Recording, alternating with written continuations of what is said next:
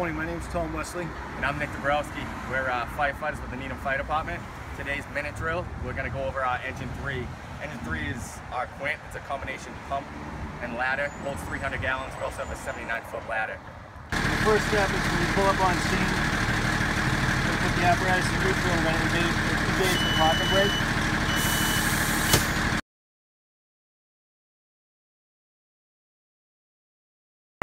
Next step, after you put the vehicle in neutral and engage the parking brake, you're going to chalk the wheels. Preferably you're going to chalk the front wheel or the front and the back. Alright, once the vehicle's in neutral and the parking brake has been engaged, we're going to come over, we're going to engage the generator PTO, the ladder quartz, the ladder power, and the aerial PTO.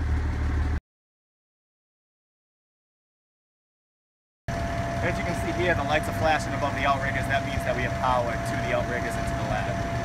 Now it's time to raise the ladder. Some considerations we must take are when you raise the ladder, you want to be sure to avoid all power wires, and we also want to place the ladder in the most strategic place possible so that we can access from both sides of the building and put it in the best spot possible.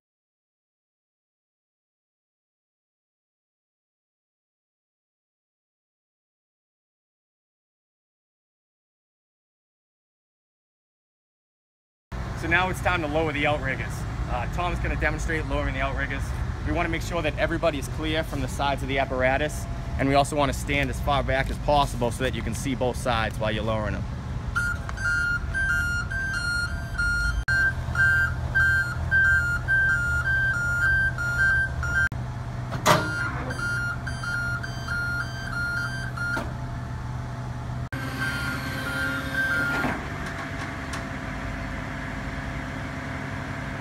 So we now know that the outriggers are level, that the apparatus is level, because as you look up here, we're directly in the middle, and on the control, all the lights are lit up, which means that we now have power to the aerial.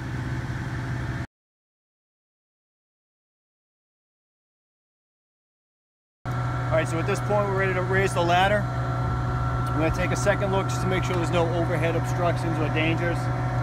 Once we do that, we're going to come down, we're going to engage the foot pedal. It's a safety mechanism that needs to stay down the entire time while we're operating the ladder. Once we do that, we're going to turn the power on. At this point, we're ready to raise the ladder and move it side to side and manipulate it however we need it to be.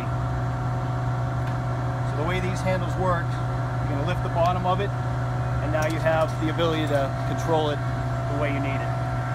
You can do simultaneous controls as well. As I'm raising it, I can extend it. I can also extend it at the same time and manipulate it left and right if we need to.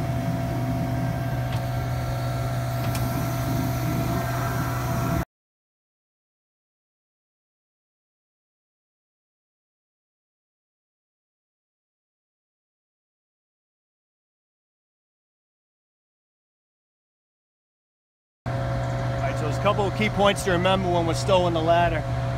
One, we want to make sure this back to neutral. There's two ways to gauge that. We have an indicator here that tells us that we're at the degree that it's okay to stow, and to my left there's an arrow that shows me that the table's lined up. Once we verify that those are both in place, we still want to visually watch the ladder as it meets the bed to make sure it's lining up with the sensors.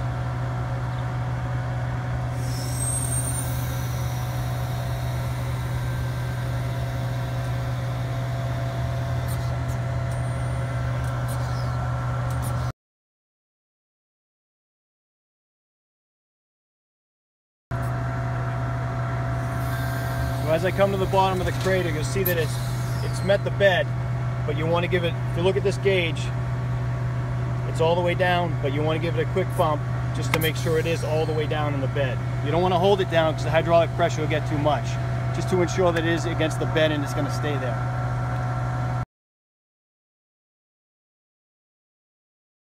That's it for today's minute drill on our engine 3 quint apparatus.